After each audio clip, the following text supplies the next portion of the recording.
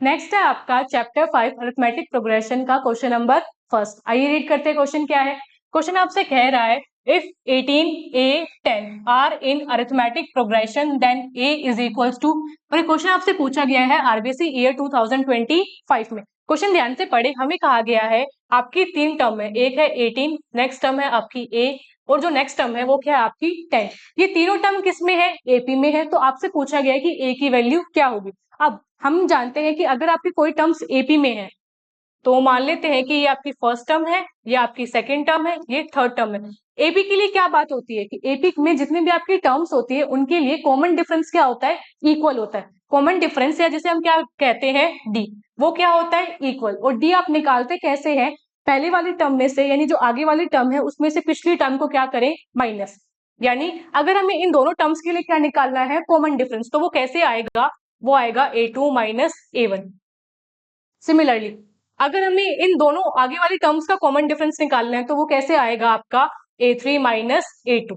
ये क्या आएगा आपका कॉमन डिफरेंस। अब a1 a2 और a1 a2 और a3 तीनों की वैल्यू हमारे पास है, तो बस इसमें क्या करते हैं पुट और d की वैल्यू फाइंड करते हैं। चलिए d निकालते हैं। d सबसे पहले क्या होता है, वो a2 माइनस a1। a2 की जगह क्या है a, a1 की जगह क्या दिया आपको 18, a माइनस 18, इसे मान लिया हमने इक्वेशन नंबर फर्स्ट। आगे चलें, और d कैसे वो निकाला जा सकता है आपका a3 माइनस a2। a3 क्या है आपका 10 और a2 क्या है आपका a, सो 10 माइनस a, इसे क्या माना इक्वेशन नंबर 2। अब इक्वेशन नंबर 1 और इक्वेशन नंबर 2 को जब हम ध्यान से देखें तो हमें दिख रहा है कि इसके जो लेफ्ट हैंड साइड है वो क्या है, इक्वल। जब इनके लेफ्ट हैंड साइड इक्वल है तो इनके राइट हैंड साइड भी क्या होंगे, इक्वल होंगे। तो हम कह सकते हैं equate equation 1 and 2। Equation number 1 और इक्वेशन नंबर 2 को जब हमने क्या किया, इक्वेट किया, so a minus 18 is equals to 10 minus a को एक तरफ किया, कॉन्स्टेंट्स को एक तरफ किया।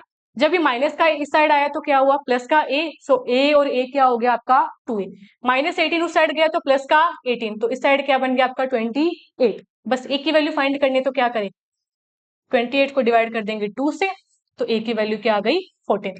हेंस इस क्वेश्चन के लिए जो करेक्ट आंसर है, a की वैल्यू आपकी क्या निकल के आई है 14। ये हो गया इस क्वेश्चन का कंप्लीट आंसर।